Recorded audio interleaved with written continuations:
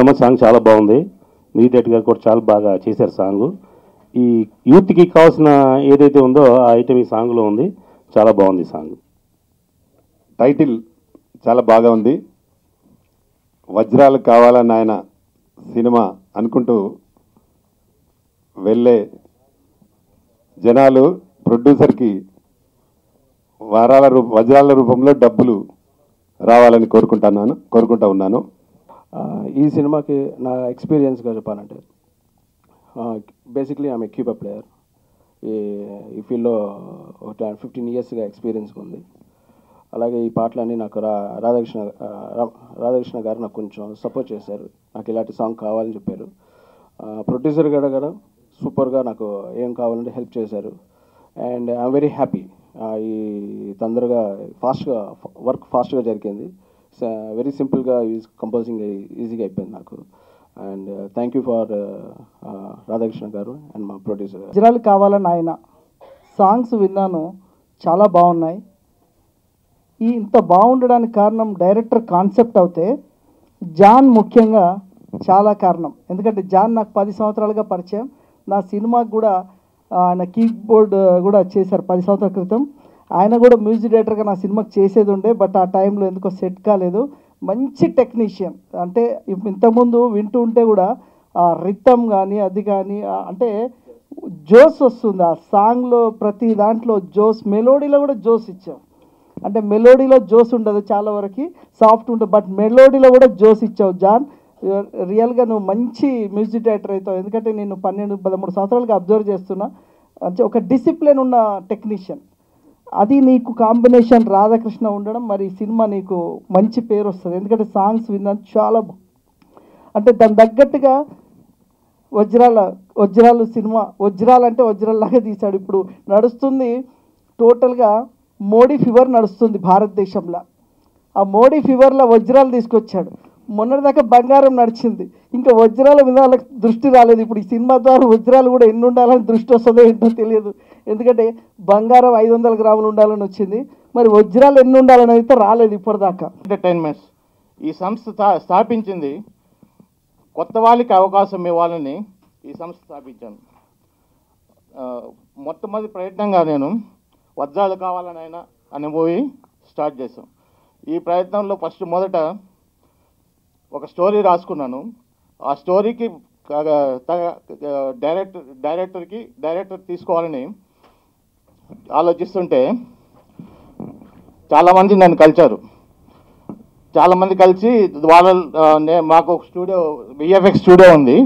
దాంట్లో విఎఫ్ఎక్స్ సూపర్వైజర్గా పనిచేస్తున్న మన రాధాకృష్ణ గారు నాకు చాలా కాన్ఫిడెన్స్ చెప్పారు, నేను చేయగలుగుతాను సార్, మేము మనమే చేద్దాం, ఇంక వేరే వాళ్ళకి ఎందుకు, చాలా మీరు ఎవరు నచ్చట్లేదు, మనమే చేద్దాం, ఈ సబ్జెక్ట్ బాగుంది సార్, మనమే చేద్దామంటే కొత్త వాళ్ళని ఎంకరేజ్ చేయాలని మొట్టమొదటిగా రాధాకృష్ణకు ఛాన్స్ ఇచ్చాను. అలాగే తర్వాత కాస్ట్ అండ్ క్రూ వీళ్ళ గురించి ఆలోచించాం. మనకు ఎలాగైనా కొత్త వాళ్ళని ఎంకరేజ్ చేయాలని కొత్త వాళ్ళని మేము చాలా ఆడిషన్స్ చేసాం. ఆడిషన్ చేసి దానికి అంటే ఊరికే అంటే ప్యాచింగ్ లాగా అట్లా లేకుండా మనకి ఈ క్యారెక్టర్లకి ఎవరు సూట్ అవుతారో వాళ్ళని తీసుకొని ఈ ప్యాడింగ్లు ఇట్లా లేకుండా మన స్టోరీకి దీనికి ఎవరు సూట్ అవుతారో వాళ్ళని తీసుకుందాం అనుకున్నాం నేను రాధాకృష్ణ. మెయిన్గా చెప్పాల్సింది మ్యూజిక్ డైరెక్టర్. ఇతను ఇంతకుముందు సినిమాలు చేశాడు, కానీ మంచి ఈ సినిమాకు మాకు కావాల్సిన మెలోడీ ఎలా కావాలంటే ఆయన మేము కూర్చొని ఆయన దగ్గర నేను రాధాకృష్ణ ఆయన దగ్గర melody tunes plus fast beat ఇవన్నీ మేము దగ్గరుండి కష్టపడి చేపించాం ఆయన దగ్గర. నడుములోనే ఉంది. సో మీరు ఆ మూవీ చూసి అదేంటో తెలుసుకుంటారని కోరుకుంటున్నాను. At the same time next cost and crew చెప్పాలి. సో చాలా హెల్ప్ చేస్తారు అందరూ కాస్ట్ క్రూ. ముఖ్యంగా ఈరోజు స్పెషల్ హీరో మా జాన్ పోట్ల గారు. సో మంచి ట్యూన్స్ ఇచ్చారు. ట్యూన్స్ అయితే అద్దరిపోయినాయి. ప్రతి ట్యూన్ కూడా ఒక డైమండ్లో ఇచ్చారు ప్రొడ్యూసర్ గారు చెప్పినట్టు. సో ప్రతి సాంగ్ కూడా చాలా బాగా వచ్చింది. సో మీ అందరిని అలరిస్తుందని నేను కోరుకుంటున్నాను సాంగ్స్ అన్నీ కూడా. సో ఇంకా మా సినిమా మొత్తం అయిపోయిన తర్వాత సో మా ఎడిటింగ్ డిపార్ట్మెంట్లో మా జానకిరామ్ గారు ఎడిటర్ కామెడీ ఈ మధ్య వస్తున్నట్టుగా డబల్ మీనింగ్ డైలాగ్స్తో కామెడీలా కాకుండా ప్రతి కామెడీ సీన్ కానీ సిచ్యువేషన్ వైజ్గా వస్తుంది. సో అది ఓల్డ్ మూవీస్లో జంధ్యాల గారు అలా చేసేవారు. నెక్స్ట్ మన రాధాకృష్ణ గారు మా సినిమాలో చేశారు. డైరెక్టర్ వజ్రం లాంటి ప్రొడ్యూసర్ దొరికారండి. సో మేమంతా వాళ్ళు షైన్ చేస్తే షైన్ అవుతున్నాము. సో ప్రతి ఒక్కరు సినిమాని హ్యాపీగా థియేటర్లో చూసి నీట్గా ఎంజాయ్ చేస్తారు. ఎలాంటి డబుల్ మీనింగ్స్ కానీ అలాంటి ఏం లేకుండా చాలా పద్ధతిగా మా కిషోర్ సార్ రాసుకున్న కథకి చాలా నీట్గా, అంటే ఎలాంటి వల్గర్గా ఏది లేకుండా ప్రతి విషయం ఏం జరుగుతుంది, ఎలా జరుగుతుంది, షూటింగ్కి వచ్చి ప్రతిరోజు సెట్లో చూసి మమ్మల్ని అందరినీ, నేను ఫస్ట్ కిషోర్ సార్ని చూసినప్పుడు స్కూల్లో ప్రిన్సిపల్లా ఫీల్ అయ్యేవాడిని.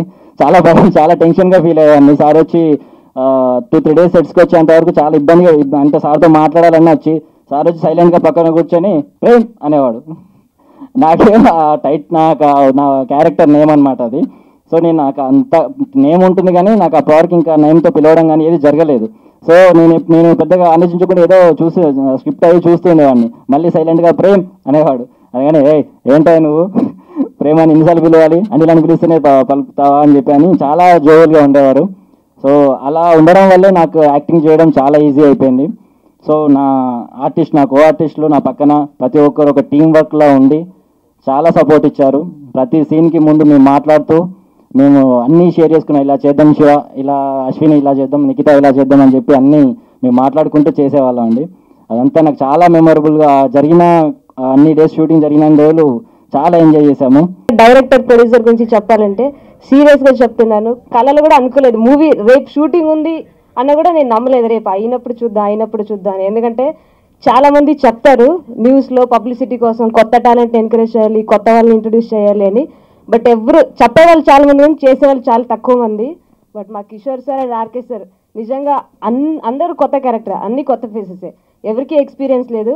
మన అందరినీ పెట్టుకొని చాలా రిస్క్ అనుకోవచ్చు, రిస్క్ తీసుకొని ఒక మూవీ కంప్లీట్గా చేశారు, సక్సెస్ఫుల్గా షూట్ చేశారు. సో యాక్చువల్లీ చాలా టెన్షన్గా ఉంది మాట్లాడడానికి. ఇది మా ఫస్ట్ టైం అనమాట స్టేజ్ మీద మాట్లాడడం. సో నేను లైఫ్లో మర్చిపోలేని ఇద్దరు వ్యక్తులు అంటే RK sir and Kishore sir. And first time నేను నిజంగా అనుకోలేదు ఇక్కడ దాకా వస్తానని. చాలా కష్టం ఇలా రావడం. బట్ ఏది ఎక్స్పెక్ట్ చేయకుండా సార్, మా ఆర్కే సార్ అయినా కిషోర్ సార్ అయినా కొత్త వాళ్ళని ఎంకరేజ్ చేయాలని షూటింగ్లో మినిమం ఎవరైనా కోప్పడతారు. బట్ ఆర్కే సార్ ఎప్పుడు ఏంటమ్మా చెయ్యమ్మా, ఇంతకు మించి ఎవరిని తిట్టడం అనడం ఫ్రస్ట్రేషన్ ఎటువంటివి లేకుండా చాలా ఈజీగా 1 మంత్ ఎలా అయిపోయిందో తెలియదు. లాస్ట్ డే కూడా చాలా బాధపడ్డవారే ఈరోజు షూట్ అయిపోయింది కదా అని.